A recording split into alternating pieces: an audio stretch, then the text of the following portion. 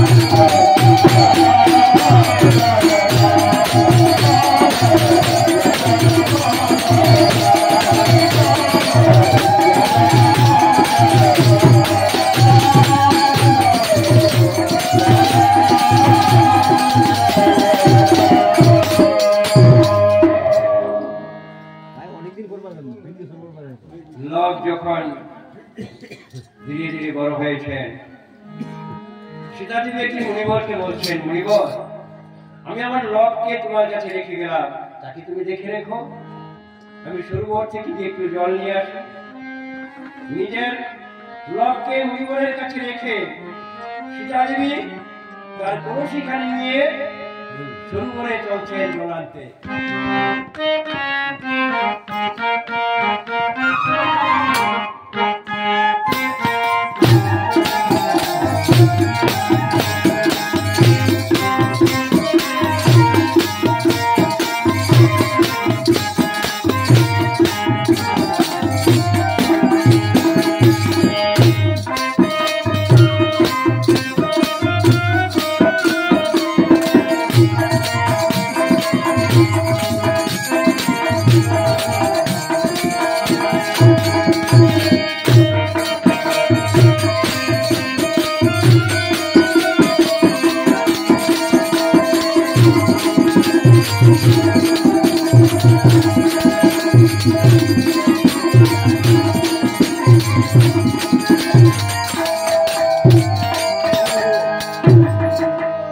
কিছু দূর গিয়ে দেখলেন লোক আর মুনিবরের কাছে নেই, সীতাদেবীর সঙ্গে চলে যাচ্ছে।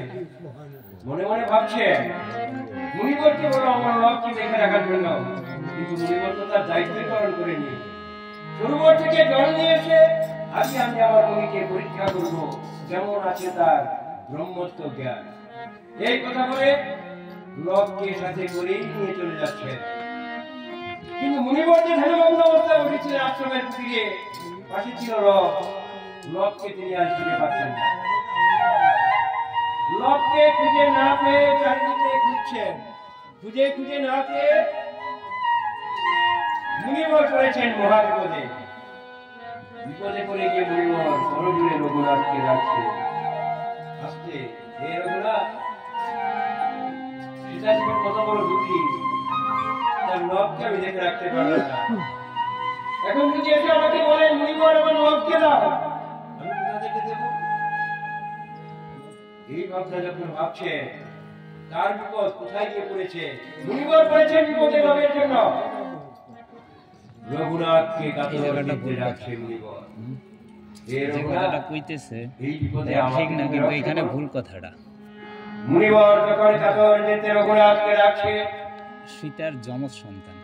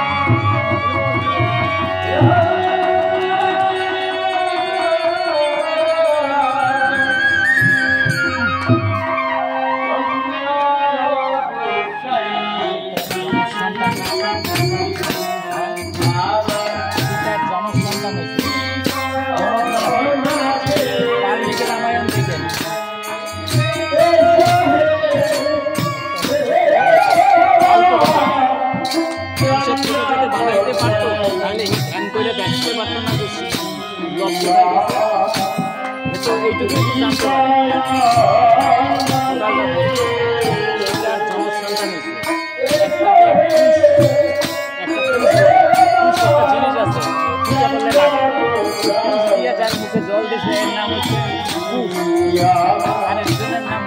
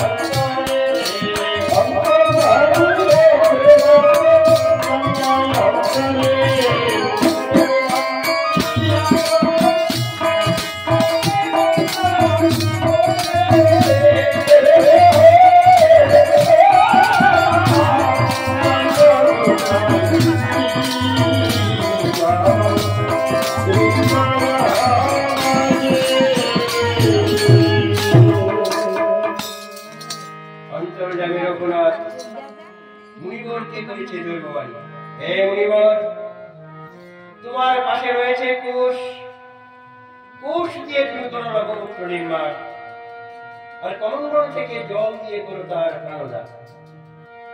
দৈববাণীতে মুনিবর কুশ দিয়ে করেছেন লব তৈরি, আর সীতাদেবী যেভাবে রেখেছিলেন সেইভাবে রেখে দিয়ে মুনিবর কাতর চিত্তে রঘুনাথকে রেখে বলছে, হে রঘুনাথ,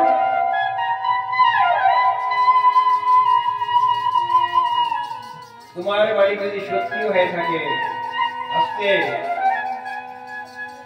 তোমার বাড়ি যদি সত্যি হয়ে থাকে তাহলে তোমারই হবে সম্মান, আর নতুবা তুমি পাবে অপমান।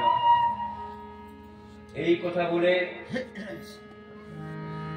সীতাদেবী রবকে যেভাবে রেখেছিলেন সেইভাবে রেখে দিয়ে মুনিবর পুনরায় তিনি ধ্যানমগ্ন অবস্থায় বসে আছেন।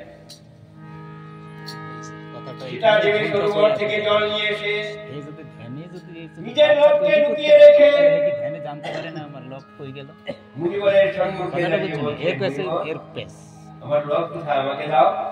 বুঝছেন এবার মুনিবর বলছেন, মা আমি যেখানে রেখেছি বানাইতে পারি মানুষ, সেখানেই কি আমি কি এইটুক জানি না যে বাচ্চাটা কই গেছে চোখ দেখে। কথাটা ভুল না, মনে মনে ভাবছি লোক আছে আমার কাছে, আর মুনিবর বলছেন আমি যেখানে রেখেছি সেখানে আছে। এই জন্য আবার সীতার বলছেন, যমজ সন্তান, আমি আমার লবের কথা বলছি, আমার লব কোথায়, আমাকে দাও। মুনিবর বলছেন,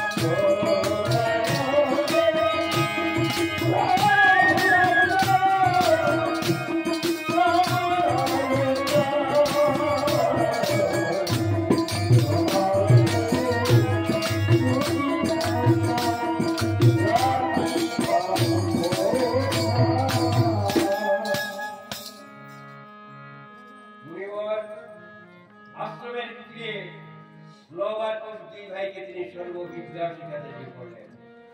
লেখাপড়ায় করেছেন দুই ভাইকে শিক্ষিত, গাড়ি বাজনায় করেছেন দুই ভাইকে বিজ্ঞ, আর অস্ত্র চালনায় বানিয়েছেন দুই ভাইকে দক্ষ।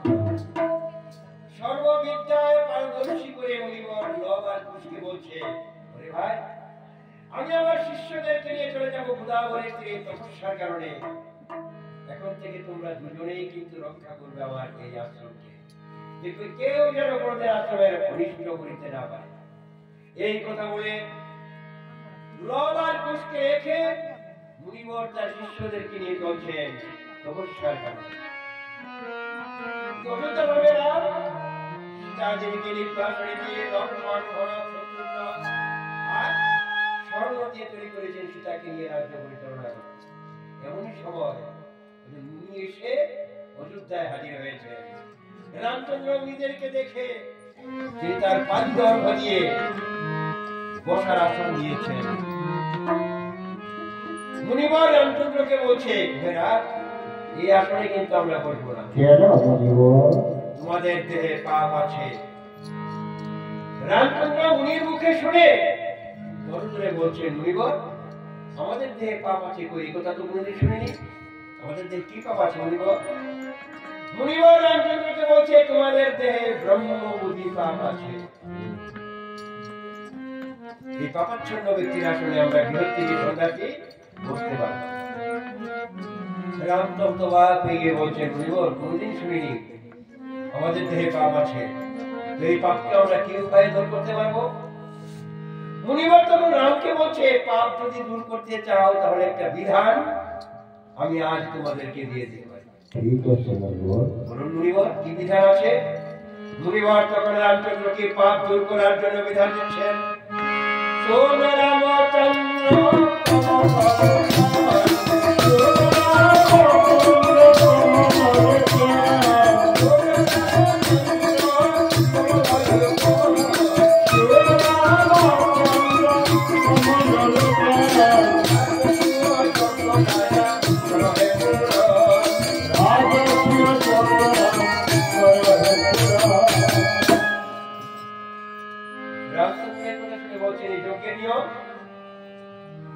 যজ্ঞ করে তো একটা নিয়ম অবশ্যই আছে। ঘৃত, মধু, দুগ্ধ, কলা লাগে ভাগে ভাগে।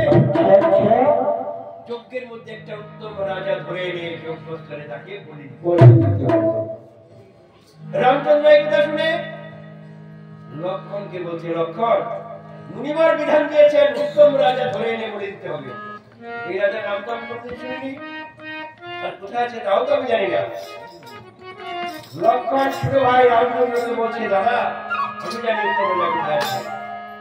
রামচন্দ্র আনন্দিত হয়ে বলছে, তাহলে ধরে আনবে তুমি, বলি দেবো আমি, যজ্ঞের কাজ সমাধান হয়ে গেলে পাপ দূর হয়ে যাবে।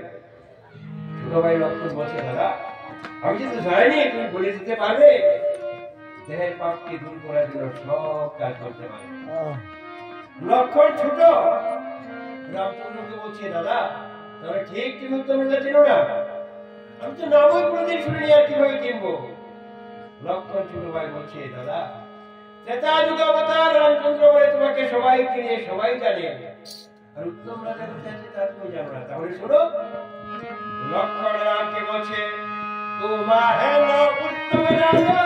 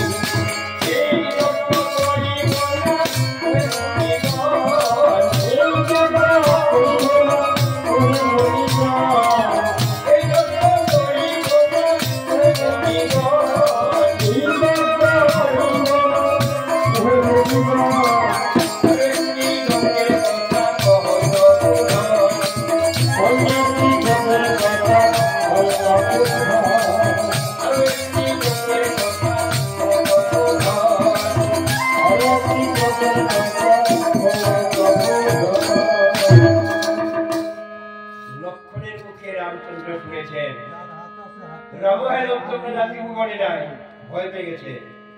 মুনিবর উত্তম রাজা পাবো না, এই যজ্ঞ আমরা করবো। মুনিবর বলছে তাহলে ঘুমের যজ্ঞ করো। এই যজ্ঞ নিয়ম সব ঠিক আছে, তবে যজ্ঞের মধ্যে একটা গন্ডগোল লাগবে, অর্থাৎ গরু কথা। রাম রাম রাম রাম। রামচন্দ্র বলছে মুনিবর না জেনে না শুনে ব্রহ্ম বধ করে হয়েছি ব্রহ্মবুদ্ধি পাপী, জেনে শুনে গরুকে বধ করে গরুকে পাপী হবো না, এই যজ্ঞ আমরা করবো না। মুনিবর তখন শেষ বাড়ির মতো আরেকটা বিধান দিয়ে বলছে এই যজ্ঞটা যদি না করতে পারে তাহলে পাপ কোনদিন দূর হবে। বলুন মুনিবর। মুনিবর তখন শেষ বাড়ির মতো বিধান দিচ্ছেন সূর্য রামচন্দ্র